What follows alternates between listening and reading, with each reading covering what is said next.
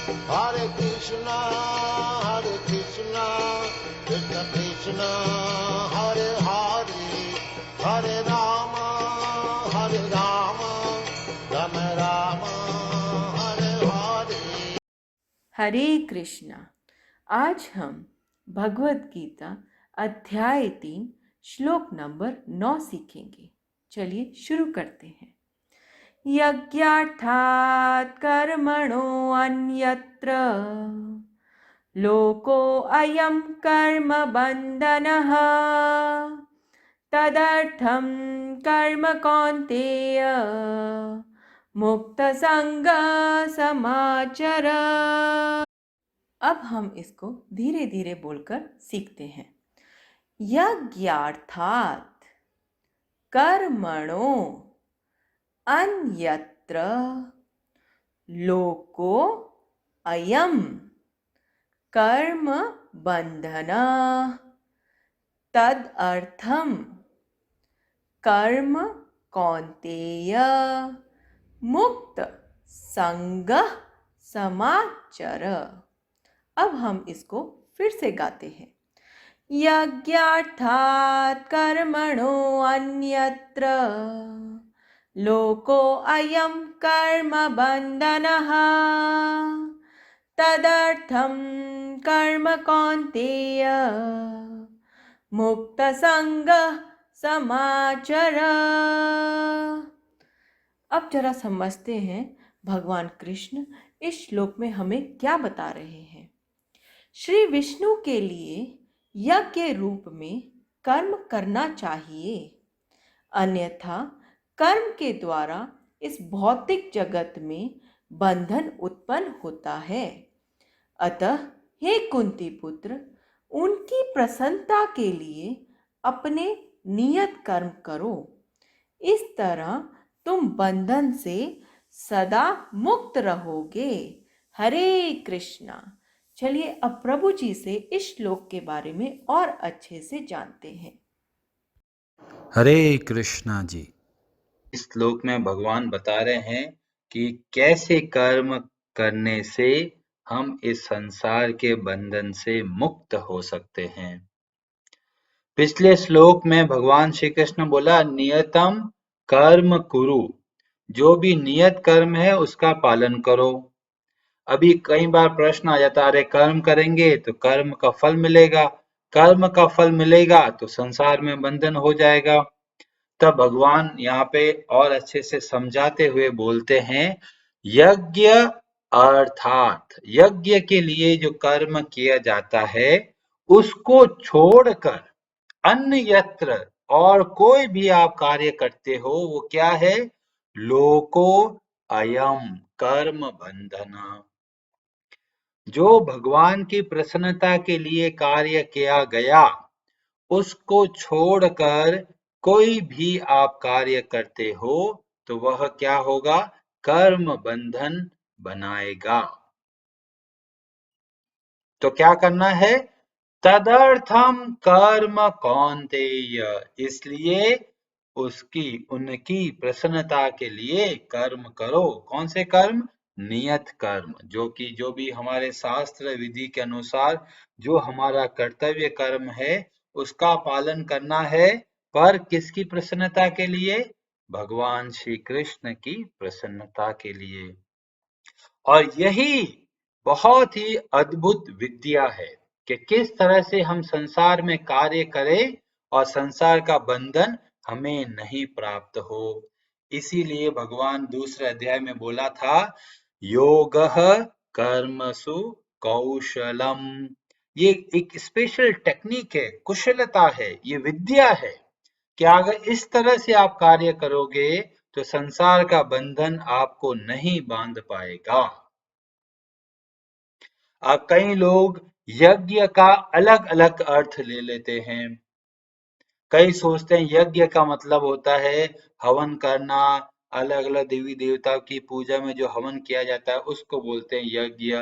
तो यहाँ पे प्रभुपाद जी ने बताया कि यज्ञ का मतलब होता है भगवान विष्णु, और यज्ञ अर्थ मतलब भगवान विष्णु के लिए, मतलब भगवान विष्णु की प्रसन्नता के लिए। और भगवत गीता में आगे 10वें अध्याय में भगवान बोलेंगे, यज्ञानाम जप यज्ञोस्मि। जितने भी यज्ञ किए जाते हैं, विधि विधान है, शास्त्रों में वर्णन आता है, उन सबसे बड़ा जो यज्ञ है वह है भगवान के नाम का जप। उसमें भी कौन सा यज्ञ? संकीर्तन यज्ञ। संकीर्तन यज्ञ मतलब होता है जब मिलकर हम भगवान के नाम का जप करते हैं, जैसा कि हम हर रोज सुबह करते हैं। तो वास्तविक रूप में हम सब एक प्रकार का यज्ञ कर रहे हैं, जिसको बोलते हैं संकीर्तन यज्ञ। और वह यज्ञ सभी प्रकार के यज्ञों से सबसे बड़ा है। और इस तरह से हम यज्ञ करते हुए क्या कर सकते हैं? बहुत ही आसानी से इस संसार के बंधन को त्याग कर भगवान के धाम को जा सकते हैं। और इसीलिए भगवान ने यहाँ पर एक और शब्द का प्रयोग किया कि समाचरः, मतलब अपने कर्तव्य कर्मों का आचरण करो। तो कैसे करें हम लोग आचरण? जो कार्य आप करने वाले हो उससे पहले भगवान श्री कृष्ण के नाम का जप कर लीजिए। हरे कृष्णा कृष्णा कृष्णा हरे हरे, हरे राम राम राम हरे हरे। ऐसा बोला, अपना कर्तव्य कर्म है, जो करना वो कीजिए। करने के बाद में भगवान को उसको अर्पण कर दीजिए। श्री राधा कृष्णम अर्पणम अस्तु। जो भी आप कार्य करें, पहले आप भगवान का नाम का जप कीजिए और बाद में भगवान को अर्पण कर दीजिए। और बीच में जब मौका मिले तो भगवान के नाम का जप करते हुए कार्य कीजिए। इस तरह से क्या होगा? हमारा हर कार्य भगवान की सेवा के रूप में हो जाएगा। तो कुछ हमें प्रत्यक्ष रूप में सेवा करनी है भगवान की, और कुछ संसार के जो दायित्व हैं उनको भगवान को अर्पण करते हुए चलना है। इस तरह से क्या होगा? हम बहुत ही आसानी से इस संसार में रहते हुए भी संसार के जो बंधन है उसमें नहीं फंसेंगे। और ये बहुत ही बड़ी टेक्निक है, बहुत बड़ी कुशलता है। इस तरह से हमें कार्य करना चाहिए। ऐसा नहीं बोला कि जो भगवान की भक्ति करते हैं संसार को छोड़ के चले जाते हैं, नहीं। बहुत सारे भक्त लोग आपको देखेंगे कि संसार में रहते हुए कार्य किए। ये रविवार को छोड़कर अगले रविवार को भक्ति विनोद ठाकुर जी का उपलक्ष्य है। अब मेरे को ये याद नहीं है कि उनका जन्म तिरुभाव दिवस है या आविर्भाव दिवस है, पर भक्ति विनोद ठाकुर जी बहुत बड़े हमारे जो संप्रदाय के आचार्य हुए। 200 साल पहले की बात है, 1800 के आसपास की। और वह उस समय ब्रिटिश गवर्नमेंट में वहां पर बंगाल में बहुत बड़े मजिस्ट्रेट थे। इतना बिजी, इनको इतना कोर्ट का कार्रवाई करते हुए भी वो नियमित रूप से बहुत सारे माला का जप करते थे, 64 माला का जप। और उसके साथ में उन्होंने बहुत सारे ग्रंथों का भी निर्माण किया, रचना करी। इतना सब कार्य करते हुए भी वो क्या है कि पूरे संसार में रहते हुए भी संसार के अलग रहते थे।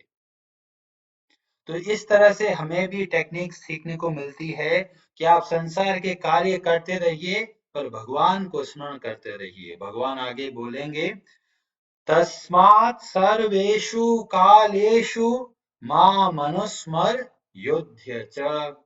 मेरा स्मरण करते हुए संसार का कार्य करो। यही टेक्निक है और इसको आप पालन कीजिए। हर रोज एक एक करके अपने हर कार्य को भगवानमय बना दीजिए। आप पहले नियम बनाइए कि जो भी नहाते हैं वो कार्य भगवान के लिए करेंगे। अच्छे तरीके से नहाइए, शुद्धता से भगवान के नाम का जप करते हुए भगवान को अर्पण कर दीजिए। शरीर जब शुद्ध रहता है, पवित्र रहता है, तो हमें और सब कार्य करने में आसानी रहती है। तो इस तरह से एक एक कार्य को भगवान को अर्पण करने का नियम बनाइए। सुबह उठने के वक्त अच्छा ठीक है, ये कार्य भगवान के लिए, फिर भगवान की आरती करी, उसके बाद में तुलसी जी की आरती करी, भगवान से प्रार्थना करी, फिर घर का जो भोजन बन रहा है उससे पहले आप भगवान के नाम का जप करके, भगवान का स्मरण करके फिर आप भोजन बनाइए। फिर आप संसार का कार्य करते हो, जो भी आपके कार्य है करिए, अच्छे से कीजिए, भगवान की सेवा समझ के कीजिए। ऐसा समझिए कि ये भगवान को अर्पण होने वाला है, इसलिए पूर्ण रूप से बहुत ही अच्छे तरीके से आप कार्य कीजिए। जो भी कार्य हो, पढ़ाना हो बहुत ही अच्छे तरीके से पढ़ाइए, मैकेनिक का काम करते हो तो मैकेनिक की तरह अच्छे से करिए, खेत में काम करते हो तो खेत का काम आप भगवान की सेवा समझ के कीजिए। जो कोई कार्य आप करते हो उसको भगवान की सेवा समझ के करना है। अभी कहीं बोलेंगे ये कैसे संभव है? तो भगवान बोलते हैं क्योंकि ये सब मेरे अंडर कार्य करते हैं। भगवान बोलते हैं मय्याध्यक्षेण प्रकृति सूयते सचराचरम। सब कुछ किसके डायरेक्शन में होता है? भगवान श्री कृष्ण के। जो भगवान श्री कृष्ण के डायरेक्शन में होता है और भगवान की प्रसन्नता के लिए कार्य किया जाता है तो वह हमें इस संसार में नहीं बांधेगा। और भगवान और बोलते हैं 7वें अध्याय में दैवी येषा गुणमयी मम माया दुरत्यया। ये भगवान की जो माया है ये बहुत मुश्किल है, दुरत्यया बहुत कठिन है। बड़े बड़े योगी भी फंस जाते हैं यहाँ पर कौन निकल सकता है? मामेव ये प्रपद्यन्ते। जो भगवान श्री कृष्ण की शरण में रहते हैं उनका क्या होता है? मायामेताम तरन्ति ते। वह इस माया से बहुत ही आसानी से पार कर सकते हैं। तो जो कोई छोटे बच्चे हैं, बड़े हैं, बुजुर्ग हैं जो कहते हैं जी हमारे अब शरीर में इतनी क्षमता नहीं है, तो भी कहते हैं भगवान की शरण में रहते हुए हम बड़े ही आसानी से इस संसार के भव बंधन को पार कर सकते हैं। कैसे? एक ही मेथड है, एक ही तरीका है, मामेव ये प्रपद्यन्ते।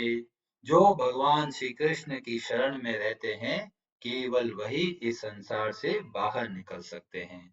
नहीं तो कोई ध्यान योग में फंस जाएगा, कोई अष्टांग योग में फंस सकते हैं, कोई सामाजिक सेवा में फंस सकते हैं, पर ये सब संसार से बाहर नहीं निकल सकते।